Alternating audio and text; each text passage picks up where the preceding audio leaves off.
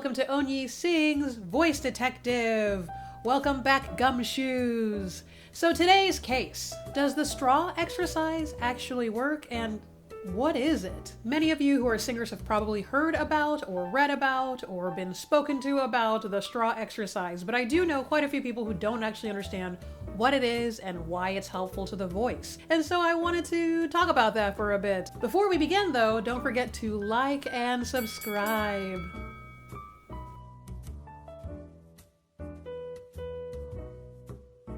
The straw exercise is a type of SOVT exercise, semi-occluded vocal tract exercise. So we often use SOVT exercises as a way of creating balance in the vocal folds or in the larynx. In SOVT exercises, the breath energy that comes from your lungs and goes up to your larynx is called the subglottal air pressure. And then we have air pressure from your mouth. So the subglottal air aims to escape your mouth. However, if you're semi-closed, if your mouth is somewhat closed or partially closed, then the air that doesn't quite make it out bounces right back towards your vocal folds. So that's creating a back pressure along with the subglottal pressure, which then evens out the vocal fold vibration.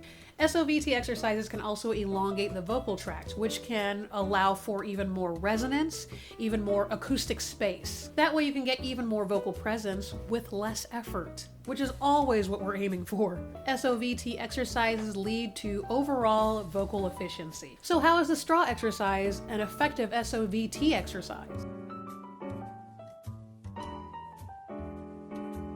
Well, it actually provides that semi-closed or semi-occluded vocal tract. The straw is a perfect tool for SOVT because it literally allows you to semi-close your mouth around the straw.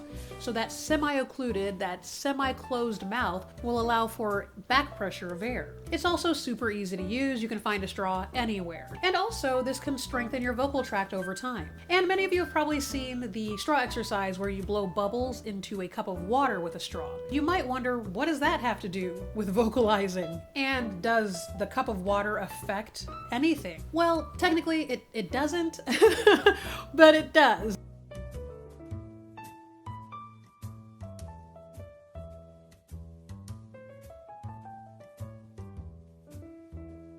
What it actually exposes is how consistent or not your breath is. In order for SOVT exercises to even work, you have to do them correctly. So there is such a thing as doing the straw exercise or any of these SOVT exercises incorrectly and not getting the full result for the work that you're doing. So if you actually wanted to experiment with the air pressure side of SOVT, what you would actually want to change in variable is the diameter of the straw. Putting the straw in water will help us all see whether or not you're putting a lot of breath energy behind what you're doing and if that breath energy is consistent and stable. But if you want to see what happens if you use more air or if you have more back pressure, then I would use a bigger or smaller sized diameter straw. Not length, but the diameter of the straw. So how do the bubbles expose your breath consistency or not? When the bubbles are consistent, your breath is consistent. When the bubbles are not, your breath is not. And if there's almost no bubbles, that means you're probably not using enough breath energy at all. Some other types of SOVT exercises that I incorporate when I teach are lip trills, or if I have a student who struggles with lip trills, I'll do the rolled R, or singing on a V,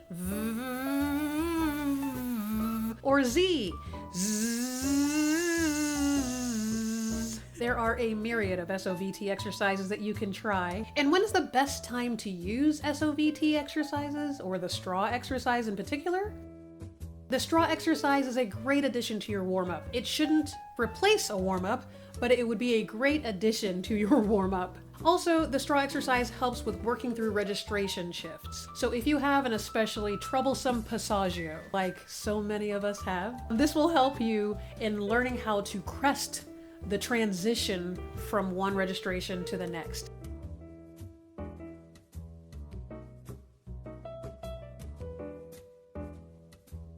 So if you were practicing with a straw, you would sing through your registration shifts into the straw, and see if it isn't easier to glide through those registration shifts from chest to mix to head the more you practice with the straw. Going from one registration to another can sometimes cause a little friction in that transitional place, in those 1, 2, 3 notes that make up that transition.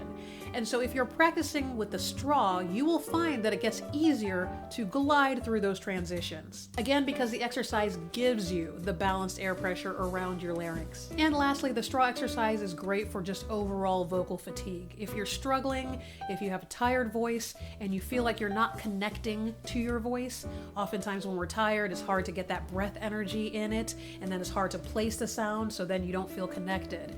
And so if you're practicing with the straw, it will help you do all of those things all at once. We've solved the case! Yay! So what have we figured out? The straw exercise does work and is a great form of SOVT exercise.